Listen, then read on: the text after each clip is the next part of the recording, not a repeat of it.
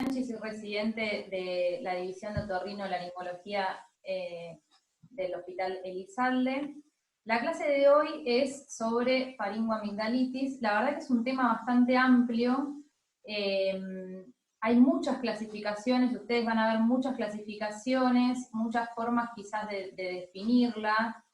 Es un tema también que al ser tan amplio uno puede como explayarse mucho sobre los diferentes tópicos. Yo voy a tratar de mostrarles lo que me parece que es más importante y algunos conceptos que sí o sí creo que deben tener. Acuérdense, como les decía, que al ser algo tan amplio, depende de dónde lo lean, algunas cosas pueden cambiar, ¿sí? Pero hay algunos conceptos que son básicos y que se mantienen. Bueno, dentro de la definición, son procesos inflamatorios de la faringe, ¿sí? Pueden ser, nosotros lo podemos clasificar dependiendo de diferentes cosas, ¿sí? Lo podemos clasificar de acuerdo a la evolución, en si son agudos o crónicos, ¿sí? De acuerdo a la ubicación, si son superficiales o profundos. Dentro de los superficiales puede ser una faringitis aguda superficial primaria o secundaria a otra patología que tenga el paciente. Dentro de los crónicos puede estar causada por rinosinusitis crónica, por tóxicos como por ejemplo el consumo de tabaco y alcohol, ¿sí? Tiene diferentes etiologías. Y también existe un apartado que son las faringoamigdalitis recurrentes, que es bastante común y bastante frecuente, sobre todo en pediatría, en la consulta de los padres, porque el niño tuvo muchos episodios de faringitis durante el año. La clasificación puede variar, pero en general se considera que es una faringoamigdalitis recurrente cuando tienen 3 episodios por año en los últimos 3 años, o 5 episodios en los últimos 2 años, o 6 o 7 episodios en el último año de faringitis, ¿sí? También, las faringoamigdalitis recurrentes, es como otro capítulo aparte, ¿sí? También lo podemos dividir de acuerdo a la etiología. Pueden ser faringitis infecciosas, pueden ser de causa química, de causa traumática o de causa alérgica. Y también pueden ser inespecíficas o específicas. Específicas en general se las llama cuando son secundarias, por ejemplo, a sífilis, ¿no? Entonces es una faringoamigdalitis específica. Inespecífica en general está causada por cuadros virales o bacterianos. Bueno, ¿cómo lo definimos? Es la inflamación superficial de la mucosa de la faringe, la parte del corion de la mucosa, y afecta paladar blando, pilares del istmo de las fauces, la pared posterior de la faringe y las amígdalas palatinas. Todas estas estructuras van a tener tumefacción y enrojecimiento, o sea, lo que caracterizaría a la inflamación. Entonces, decimos que son primarias cuando el proceso asienta principalmente en las fauces, y secundaria, como había dicho antes, cuando es parte de un cuadro clínico. Por ejemplo, un paciente que tiene una mononucleosis por Epstein-Barr va a cursar por una faringoamigdalitis, pero dentro de un cuadro sistémico general, ¿sí? Si hay algo, tienen alguna duda, cualquiera sea, aunque parezca tonta, interrúmpame y pregúntenme, que no hay problema. Bueno, acá otra clasificación también. Pueden clasificarse en eritematosas o congestivas, que dentro de ellas están las causas virales y bacterianas, las eritematopultáceas, que en general son causadas por el estreptococo beta hemolítico del grupo A. Digo en general porque también puede haber otras bacterias que causen faringitis eritematopultáceas. Inclusive también está descrito que hay virus, o sea que porque tengo una placa, o sea, porque sea pultácea, no quiere decir que sea exclusivamente bacteriana, aunque es lo más frecuente. Pueden ser vesiculosas, como la herpangina o la gingivostomatitis herpética, pseudomembranosas, como la difteria, la cándida, o ulceronecróticas, como la angina de Vincent o secundaria treponema pallidum, que es de causante de sífilis. Las faringoamigdalitis después agudas profundas, que se acuerdan que la habíamos visto en la primera parte de la las diapositivas, se pueden clasificar en flemón periamigdalino, flemón retrofaringio o flemón laterofaringio. Estas en realidad serían complicaciones de una faringitis. Bueno, vamos a arrancar entonces con las agudas superficiales primarias, o sea, con la faringitis clásica, digamos, la que todos conocemos. Patogenia. Puerta de entrada habitual, digamos, sería la oral, por gotitas de flush, por diferentes, de acuerdo si es viral o bacteriana, de acuerdo al mecanismo que tenga el microorganismo de infección.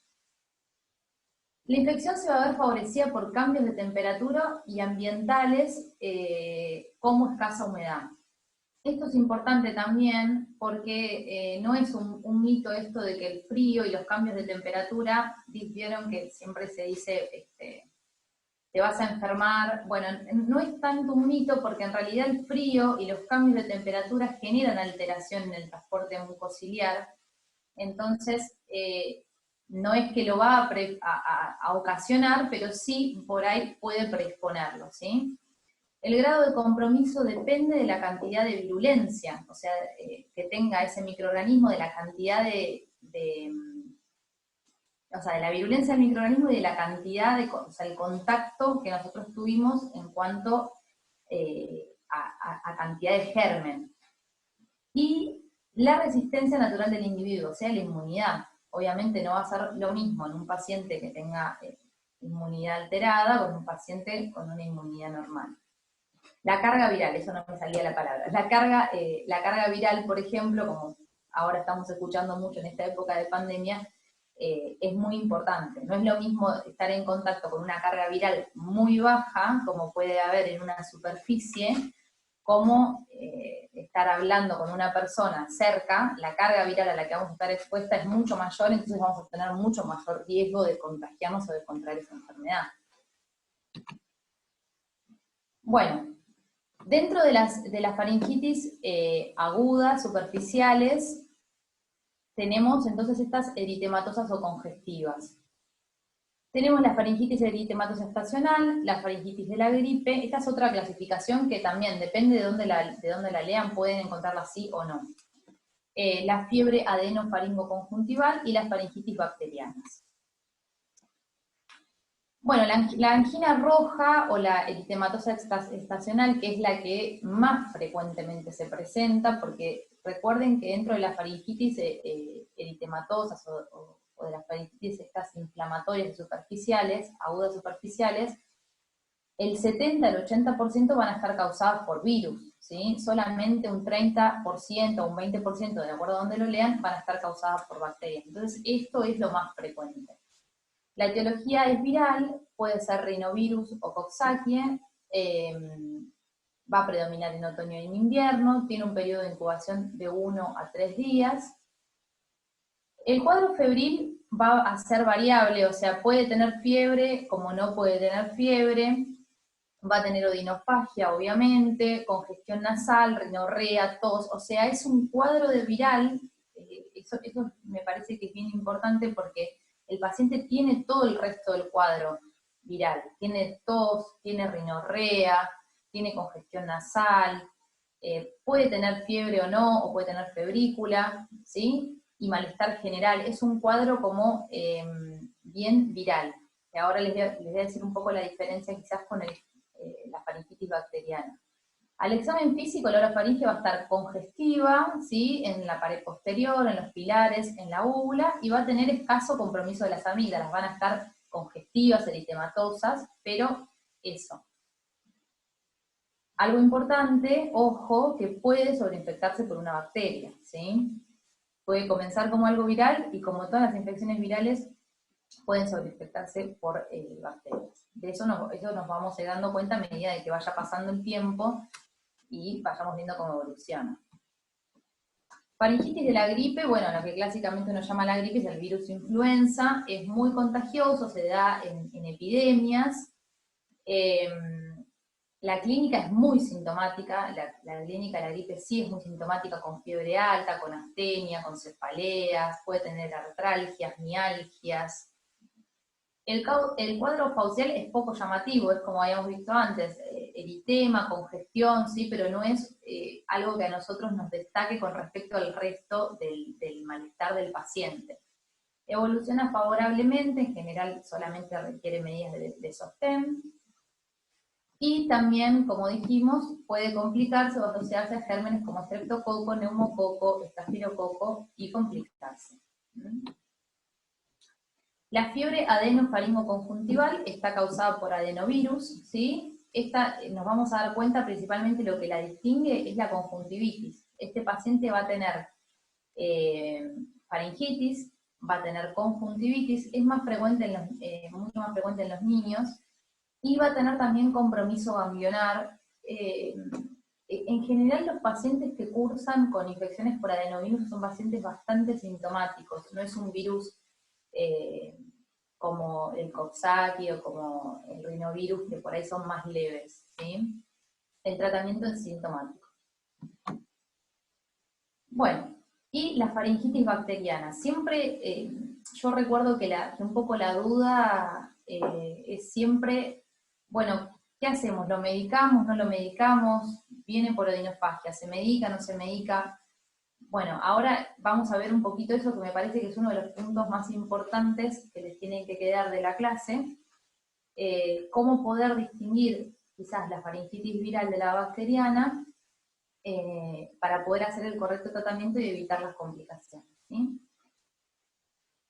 La etiología en general, el 80% está causada por el estreptococo beta hemolítico del grupo A. Otros pueden ser neumococo, estafilococo, haemophilus, ¿sí? El comienzo es brusco. El paciente dice, empecé ayer o hace 48 horas con mucha odinofagia.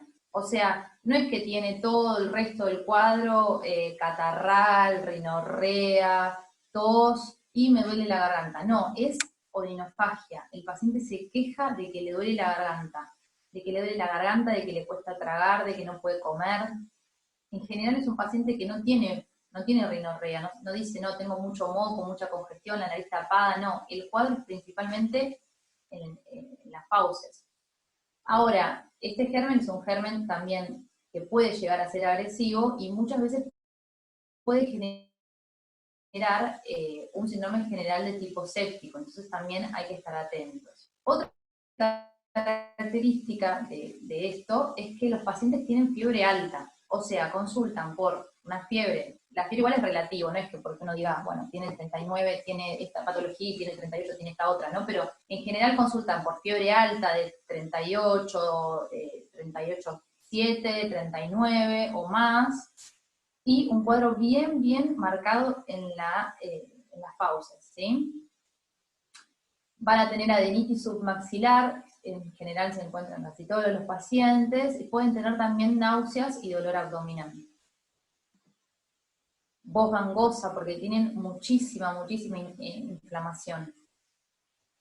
Al examen físico vamos a ver eritema y exudado purulento localizado en las amígdalas, y otra cosa importante que también nos puede orientar son las petequias, ¿sí? Petequias en los pilares, este es el pilar anterior, les digo esta es una vista de fauces, ¿no? Pilar anterior, ¿sí? Pilar anterior, esta es la úvula, estas son las amígdalas, ¿sí? El pilar posterior no se ve porque está por detrás de la amígdala, y esta es la lengua. Entonces, en general, podemos ver petequias en los pilares anteriores, ¿sí? En la úvula, y parte de paladar blando también, y vamos a ver sobre las amígdalas estas placas eritematocultáceas. Y miren el edema, ¿sí? ¿Ven el edema que tienen los pilares, la úvula? El estreptococo también se va a asociar a esa lengua saburral que seguramente alguna vez habrán visto, esa lengua que comienza como aframbuesada y después se va haciendo saburral. Eso también es bastante característico. El diagnóstico es presuntivo por la clínica, ¿sí? Miren la diferencia, ¿no? Bueno, no, yo principalmente hago niños, pero viene la mamá y dice, vengo porque el nene le duele la garganta, tiene mocos, tiene tos, Fiebre tuvo, y tiene 38, 37,6, no tuvo tanta fiebre, empezó hace ya una semana el cuadro, un cuadro como más solapado. Cuando tienen esto, no, el nene empezó ayer con 39 de fiebre, tiene mucho dolor de garganta, no quiere comer, saliva todo el tiempo, y uno lo mira y tiene un cuadro bien florido, ¿sí? Entonces, es presuntivo por la clínica el diagnóstico. La certeza, o sea, lo que nosotros nos va a decir, ¿tiene una faringitis bacteriana o no? Es, en realidad, el cultivo es lo que cultiva realmente el germen, y después está el test rápido que nos sirve de mucha ayuda, que no todos lados se hace, pero que lo que está bueno del test rápido es que en pocas horas nos va a permitir saber si el paciente tiene una infección por estreptococo, ¿sí? Igual uno siempre hace el test rápido, igual hace el cultivo, pero con el test rápido ya podemos tener una orientación y un diagnóstico también. Nosotros en el hospital el test rápido no lo están haciendo, así que en general hacemos el cultivo, pero el cultivo está en pocos días, porque eso es algo importante que ahora también les voy a aclarar. Para uno evitar las complicaciones, ¿sí? Tiene que hacer el tratamiento antes del día 9, el comienzo de los síntomas. Entonces, bueno, si nos dicen el cultivo está en 15 días, no nos sirve, lo vamos a medicar igual si tenemos una alta sospecha clínica. Pero en general los cultivos en 5 días están, entonces uno si tiene dudas o si no le puede realizar el test rápido, bueno, quizás, y el paciente no está muy sintomático, obviamente, puede esperar a que esté el resultado del cultivo. Entonces, ¿cuáles son las indicaciones para realizar el hisopado? Pacientes que tienen faringoamigdalitis a repetición. Hay muchos pacientes, es muy frecuente la consulta de el nene tiene faringitis un montón de veces por año.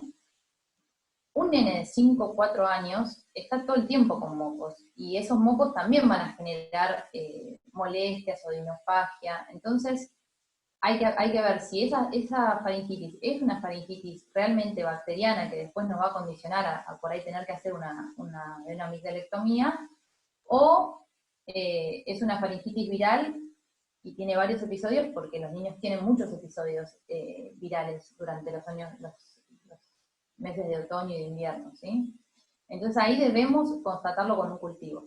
Pacientes con antecedentes de fiebre reumática, que en realidad ya es una complicación que casi por suerte no se ve, glomerulonefritis agudas o artralgias, que la glomerulonefritis sí por ahí, sí, yo he visto pacientes con glomerulonefritis post-estreptococo, así que bueno, hay que tener en cuenta, y aparte también un pequeño, muy pequeño porcentaje,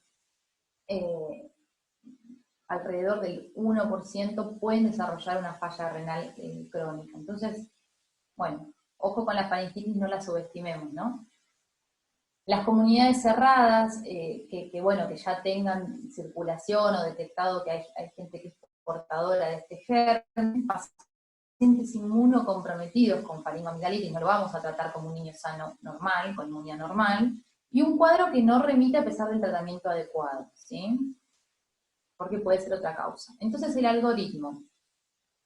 Nosotros le hacemos, tenemos una alta sospecha clínica, decimos, este paciente tiene una faringoamigdalitis aguda bacteriana, bueno, le hacemos el test rápido y es positivo, ya directamente lo tratamos, ¿sí? Si el test rápido es negativo, entonces ahí lo vamos a cultivar, ¿sí? A mí, en general, me gusta también hacer el cultivo. Pero bueno, si no tenemos la opción, podemos hacer directamente porque igualmente con el test rápido positivo lo vamos a tratar igual, y lo más probable es que el cultivo venga igual el estreptococo. Pero bueno, si el test rápido nos da negativo, lo tenemos que cultivar sí o sí, ¿sí? Y ahí ver si el cultivo es positivo, le vamos a indicar el tratamiento. Si el cultivo es negativo, vamos a tener que buscar otras etiologías, ¿sí? Acuérdense que el cultivo puede cultivar para otras bacterias que no sea el estreptococo beta hemolítico, ¿sí? Que es el que detecta el test rápido. El test rápido solo detecta el estreptococo beta hemolítico. Bueno, evoluciona hacia la curación en 7 de 10 días con recuperación completa. Las complicaciones pueden ser, esto es importante lo de la evolución, porque a veces puede ser que sea una faringitis bacteriana y que el paciente, si no tiene síntomas tan floridos, el paciente puede revertir ese cuadro y evolucionar y curarse. Pero no estaríamos evitando las complicaciones. Entonces, por eso es muy importante sospecharlo, si lo sospechamos, hacer el hisopado, y si tenemos el resultado confirmatorio, medicarlo. Y obviamente si tenemos una fuerte sospecha clínica y el cultivo va a estar en 15 días, bueno, lo vamos a medicar igual. ¿Sí? No es que hay que medicar a toda la faringitis, pero bueno, hay que estar atentos a estas pautas. Las complicaciones locales van a ser flemón periamigdalino, flemón laterofaringio, flemón o abscesos, ¿no? Oma y sinusitis. Oma es otitis media aguda. A distancia raro pueden tener septicemia, fiebre reumática o glomerulonefritis aguda. ¿Sí? El tratamiento es reposo, dieta blanda, AINES. El antibiótico de elección es la penicilina, ¿sí? Por vía oral, que en general uno lo da por vía oral, porque yo por lo menos nunca vi una faringoamigdalitis que tuviera repercusión de tipo sepsis, ¿sí? Sí he visto complicaciones y ahí sí vamos a ir al tratamiento endovenoso.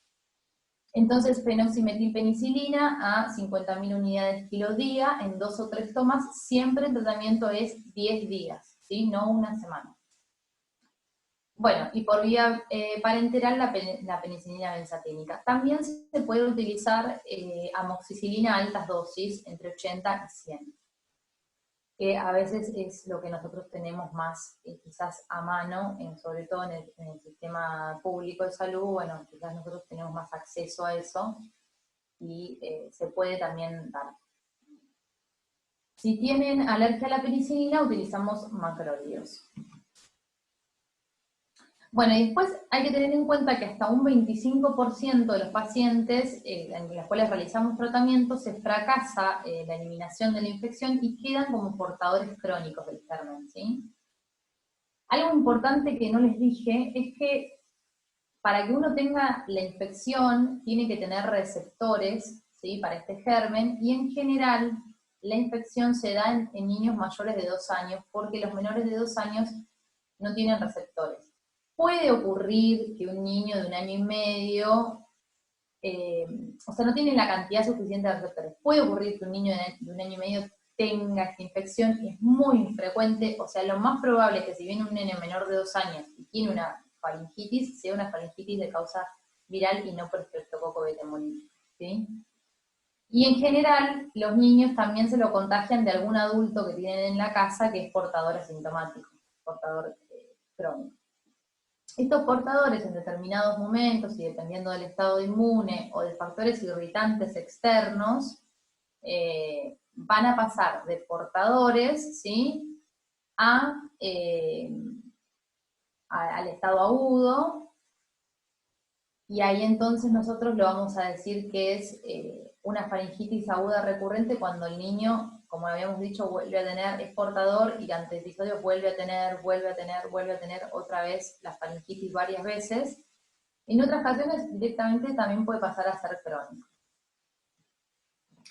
¿Tienen alguna duda con respecto a este tema? Porque es por ahí como medio controversial en general el tema del tratamiento y cuándo hisopar y cuándo no hisopar. ¿Me quieren hacer una pregunta?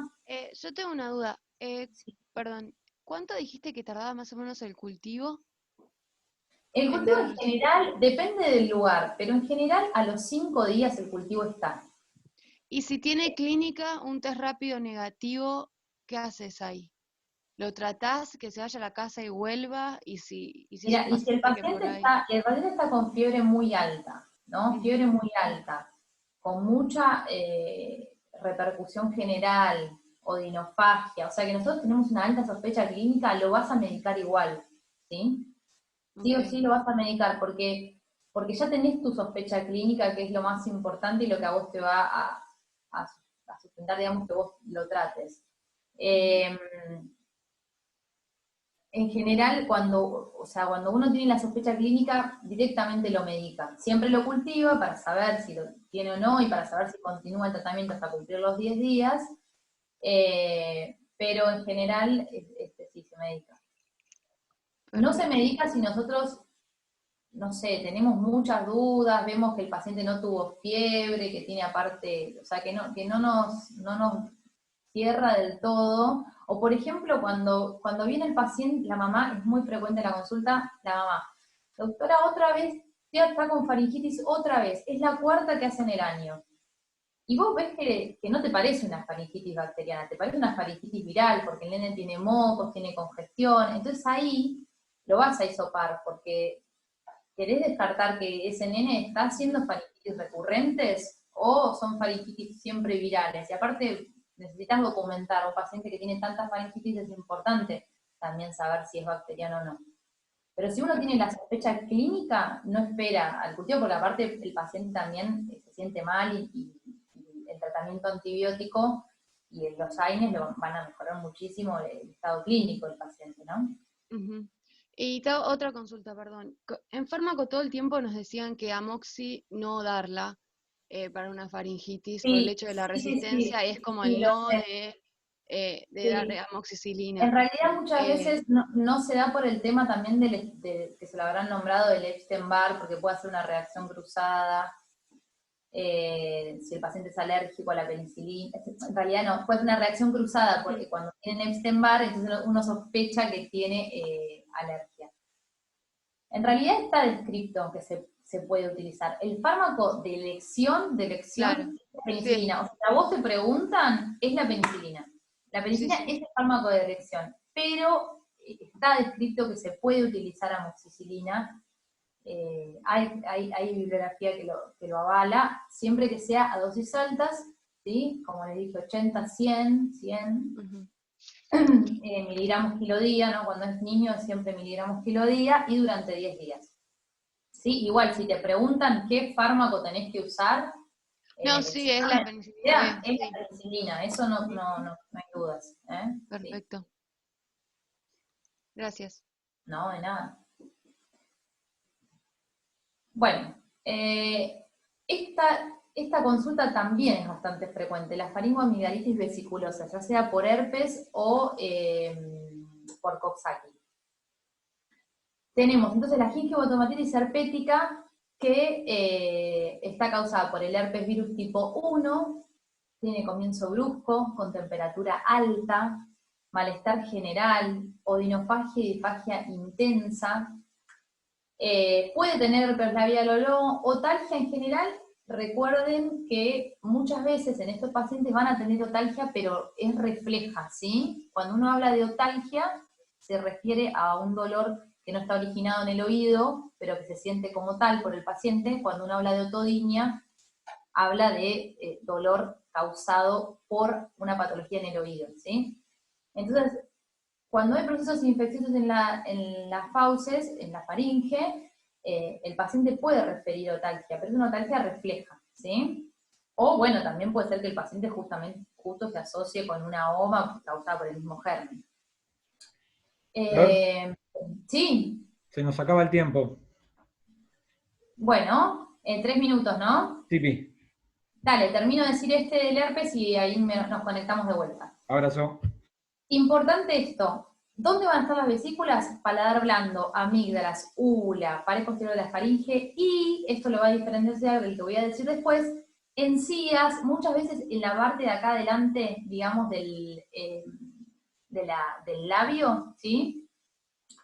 En la mucosa yugal, ¿sí? Eso es bien característico, que lo va a diferenciar de la herpangina, ¿sí? Ahora les voy a hablar bien de la herpangina. ¿Qué le tiene que quedar claro de esto? Puede ser que el herpes en un niño, como prima infección, es bastante frecuente que comience como una gingivoestomatitis, ¿sí? Estomatitis no es por el estómago, sino porque estomatología se refiere a todo lo que tiene que ver con la boca, ¿sí? Entonces, comienzo brusco, temperatura alta, malestar general, con o sin herpes labial, mucho odinofagia, un paciente que saliva, que está muy molesto, que no quiere comer, Las vesículas, paladar blando, amígdalas, pared posterior de la faringe, encías, ¿sí? Toda la mucosa faríngea congestiva, la mucosa yugal, que es la mucosa, digamos, ahí no me sale la palabra, es la mucosa porque está por dentro de la boca, por dentro de las mejillas, digamos, se llama mucosa yugal. Así que bueno, recuerden esto, que es lo que lo va a diferenciar de el virus Coxsackie, que va a respetar las encías y va a respetar las amígdalas. Si quieren, me desconecto y nos conectamos de vuelta y ahí les termino de comentar. Vale, gracias. Dale, perfecto.